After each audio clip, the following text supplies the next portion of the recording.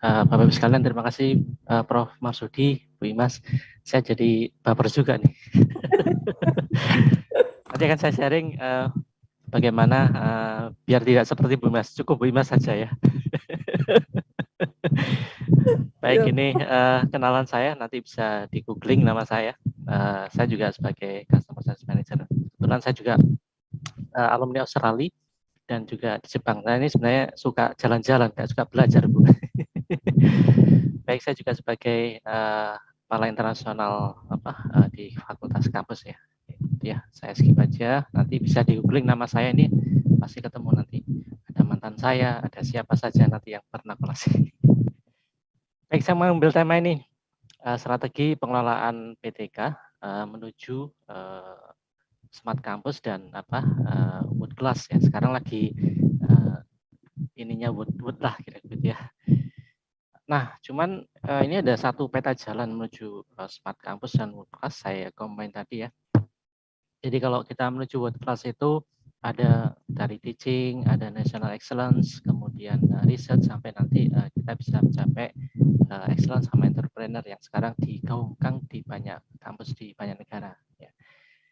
Nah ternyata juga saya lihat faktanya kampus-kampus PTK ini juga mampu ya secara ranking untuk menembus kualifikasi di Indonesia, di Indonesia ya. Nah, saya lihat di Unmu ya. Semoga setelah ini Winsa ya Bu ya. Karena secara modal udah cukup nih, gitu ya. Maksudnya modal untuk menjadi smart campus sudah cukup ya. Oke, nah tantangan yang lain menuju WCU terutama buat PTK nih. Saya belajar juga nih. Jadi tantangan kita ini adalah transformasi dari institut agama menjadi universitas ini ya. Ini ada paradigma, ada stigma. Jadi ada dikotomis ya. Dulu kenapa nggak belajar di IAIN karena di sana adalah mempelajari agama saja gitu ya. Jadi ada dikotomis antara agama sama sains ya.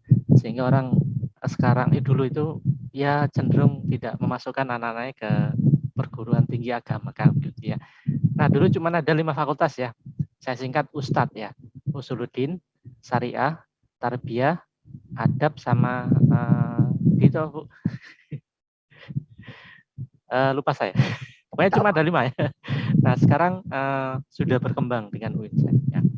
Nah, stigma yang lain tidak ada link sama Dudi ya. Dunia usaha, dunia industri ya. Lembaga dakwah biasanya ya. Nah, biasanya dianggap kelas 2. Nah, ini kadang-kadang alumninya cocok untuk kerja di depan gitu. Ini saya baca dari beberapa artikel ini. Ini bukan saya ya. Ya. Ini tantangan ya untuk kesana untuk menjadi smart juga. Nah, tantangan lain juga bahwa tadi sudah disampaikan panjang lebar Prof. Masudi bahwa ada perubahan, disrupsi ya, dan pendidikan juga harus berubah juga ya. Nah, ini juga salah satu kalau kita melihat dari sisi teknik ya, banyak perubahan tadi sudah Prof. Masudi sampaikan. Nah, ini semua menjadi fondasi ya. Kalau ini nggak ada, ya kayaknya berat juga menjadi smart campus ya. Bisa, cuman mungkin butuh 2 abad gitu. Apalagi kita sering ini ya keterbatasan resource tadi Bu Imas sudah menyampaikan ya. Itu kalau di sinetron kan bisa berapa seri itu Bu ya. Ya ini keterbatasan ya sudah diulas Bu Imas ya. Juga ini kita hadapi tantangannya. Disruption di bidang pendidikan ya. Kita rasakan ya. Apalagi dengan pandemi ini anak-anak bisa mendapat banyak resource pembelajaran. Nah, kadang-kadang lebih pintar, lebih tahu duluan daripada dosennya ya. Ya. Dan yang kita perlu tahu juga Bapak Ibu sekalian, yang kita ajar ini anak-anak generasi Z ya, bukan masa kita ya. Nah, kita ini kan produk penataran P4 ya Bu Imas ya. Pak Sudi. Saya ini produk penataran P4 yang masih 100 jam. Ya, kalau sekarang anak-anak P4 itu apa nggak tahu. Bahkan disket aja nggak tahu ya. Ya. Nah, ini kita sudah tahu gimana polanya generasi Z ya. Pasti tanya Pak Jokowi, mereka pengen jadi YouTuber ya, nggak jadi PNS ya. Kalau kayak sekarang nggak harus jadi PNS ya. Ini nampang di depan komputer aja ya, berapa jam udah dapat berapa miliar. Sekarang yang penambang ini bisa jadi lebih kaya daripada dosen nih. Jadi ini paradigma sekarang Bapak Ibu ya. Ini nggak ada yang salah ini. Karena ini adalah sebuah perjalanan zaman yang kita itu, kalau istilahnya kita ini kan digital imigran ya. Kalau anak-anak kita adalah digital native ya. Nah ini kita harus paham juga yang kita hadapi ya. Sehingga katanya kalau kita memperlakukan anak-anak itu dengan cara kita dulu nih nggak fair ya. Dan ini tidak akan cocok gitu ya. Makanya kalau saya ngajar lebih senang sekarang ya daripada 10 tahun yang lalu ya. Jadi kita kan nggak akan menyamakan mereka seperti tadi Prof. Masudi sampaikan ya, kira-kira begitu ya. Oke. Nah ini juga arahan dari pimpinan kita ya. Jadi kita harus berani melakukan inovasi dan jangan terjebak dengan rutinitas ya. Maka pada forum rektor ini beliau sampaikan bahwa bangun aplikasi dan seterusnya ini salah satunya tadi sudah dipraktekkan oleh Winsa ya, walaupun dengan berdarah-darah berair mata. Dan ini kita harus sambut Bapak Ibu sekalian ya, nggak ada kata lain karena ini bagian dari perjalanan zaman ya, kita tidak kembali lagi ke masa lalu yang kita tahu mungkin sudah tidak ada lagi ya. Nah dari Kementerian Statistik juga punya arahan juga ya menuju ke sini ya, smart ya. Nah kalau tadi saya mengambil frameworknya Prof. Marsudi ya, kita akan berada di University 4.0 ya, sama ya, smart campus lah kira-kira gitu ya. Nah saya pengen melihat lebih dalam lagi sih. Nah gimana nih mengelola kampus kita yang sudah ada ini ya, kan banyak sekali nih. Dari mana mulainya ya? Kalau tadi Bu Bu Isma dari berbagai macam ya akademiknya ya. Nah akhirnya sampai menyasar ke BKD dan seterusnya, bagus itu ya. Itu sebuah perjalanan kesuksesan ya, journey-nya bagus ya. Nah salah satu yang nanti akan kita coba ambil adalah ini goalsnya menyediakan bagaimana lingkungan belajar yang terbaik bagi mahasiswa. Ini salah satu bagian dari prasyarat untuk smart campus dan tadi mungkin WCU ya, World Class University ya. Kita mau langsung berdaya secara lebih efektif ya dengan ekosistem yang terintegrasi. Ini penting tadi Bu Mas menyampaikan ya. Tidak ada kata lain yang tidak kita harus lakukan itu ya. Mulai pembayaran tadi ya, bagaimana strugglingnya. Dan itu untuk manajemen operasional akademik ya. Jadi nanti ini juga ada masalah ya, beberapa universitas ya. Nah, apa peran ITIS tadi sudah dijelaskan oleh Prof. Marsudi, saya izin ambil slide-nya ya. Jadi ini perannya tadi ada sebagai komodisi, utility, partner sama enabler. Nah, kita harus fokus sebagai enabler ya. Ini sudah disampaikan tadi ya, harus syaratnya apa dulu ya.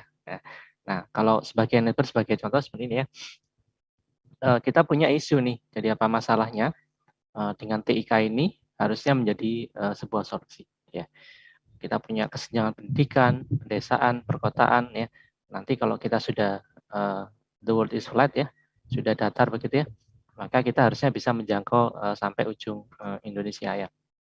Oke, contoh yang lain misalnya sebagai enabler, ini memudahkan stakeholder atau sivitas akademika di PTK ya, mahasiswa kita lebih enak, dosen juga demikian, dan kampus juga demikian. Kalau kita punya IT yang sebagai enabler untuk transformasi digital tadi. Nah, yang terakhir misalnya yang paling saya ambil karena saya juga dosen, concern-nya dengan pembelajaran ya. Ini menjadi salah satu challenge kita ya, apalagi dengan adanya pandemi ini ya. Nah, karena sebagai customer success manager Sevima ya, saya juga ingin berbagi cerita tentang bagaimana peran Sevima membantu PTK dan PT menuju WCU dan Smart Campus ya. Kita punya tagline Revolutionize Education ya. Jadi saya bergabung dengan Sevima karena sesuai dengan passion saya sebagai pendidik, saya juga ingin perubahan di dunia pendidikan. Kalau saya sendiri nggak bisa, maka saya jump to the board di Sevima ya. Nah ini bagian dari yang kita lakukan Bapak Ibu ya. Nah mungkin Bapak Ibu mengalami ini ya,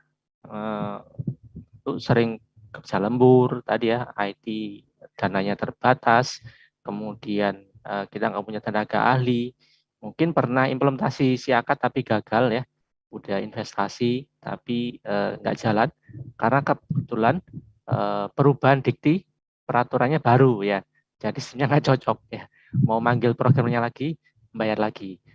Beruntung kalau Bu Imas punya tenaga programmer jadi nggak perlu bayar, cukup pakai minyak goreng kali ya Bu ya.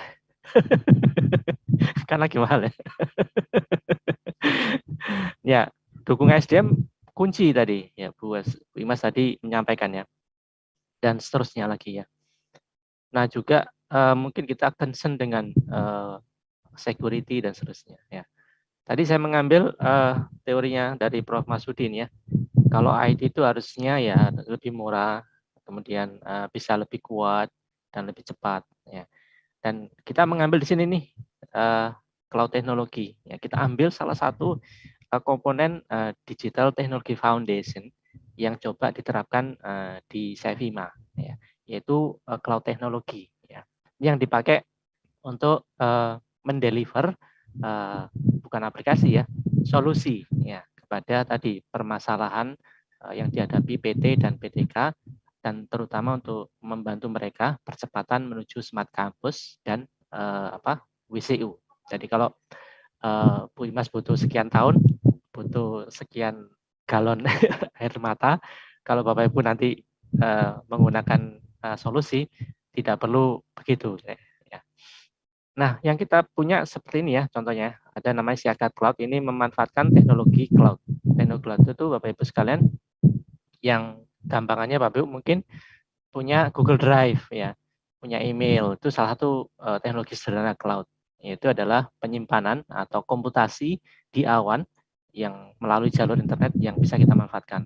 Nah, apa sih bedanya dengan yang ada? Jadi kalau kita lihat secara sederhana, tipikal dari aplikasi atau solusi IT itu ada yang namanya on-premise. On-premise itu kita beli softwarenya, kita install, kita manfaatkan di workstation kita. Contohnya Microsoft Word, Excel, dan seterusnya hanya bisa diakses pada lokal itu. Kemudian ada juga public cloud. Contohnya tadi Google Drive itu ya, beberapa cloud storage yang disediakan secara bebas dan kita bisa mengaksesnya. Contohnya beberapa aplikasi kita bisa gunakan ya, Office dan seterusnya ya.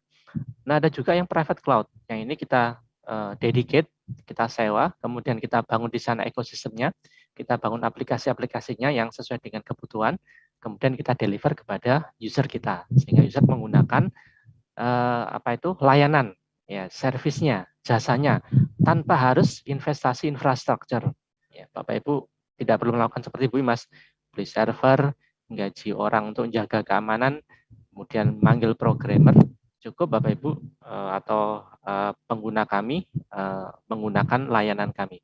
Kalau ada misalnya perubahan peraturan dikti yang itu menyebabkan perubahan pelaporan, kemudian pencatatan dan seterusnya, maka itu menjadi tanggung jawab kami untuk memperbaiki. Sebagai contoh, baru-baru ini diluncurkan MBKM, itu secara fundamental merubah bagaimana cara KRS-nya, cara penilaiannya, cara mengadakan kuliah juga berubah juga. Ya, nah ini bisa difasilitasi ya. Nah, kalau kita bandingkan dengan on-premise ya, jadi kalau kita membuat tadi misalnya ini Bu Imas tadi ya, kita butuh server ya, harganya bisa sampai sekian. Ini harga lama ya, belum kenaikan BPN dan BBM ya. Mungkin juga ada perlengkapan yang lain ya, internet, PLN, saya sewa server, backup, keamanan. Belum lagi Bapak Ibu harus menyediakan misalnya antivirus, ya, aplikasi yang lain untuk menunjang. Ya, mungkin bisa melebihi dari ini. Nah, backupnya mungkin kalau nggak punya duit ya berdoa gitu ya. Perawatan kalau PNS ya pengabdian gitu ya. Tiada tara gitu. Karena saya PNS juga. Nah, juga kalau kita bandingkan ya, itu bisa mencapai sekian. Nah, kalau kita punya solusi barangkali tidak lebih dari 100 juta untuk per tahun. Ini bebas dengan update dan seterusnya ya. Nah, ini kita juga memastikan tidak seperti Bu Imas tadi ya.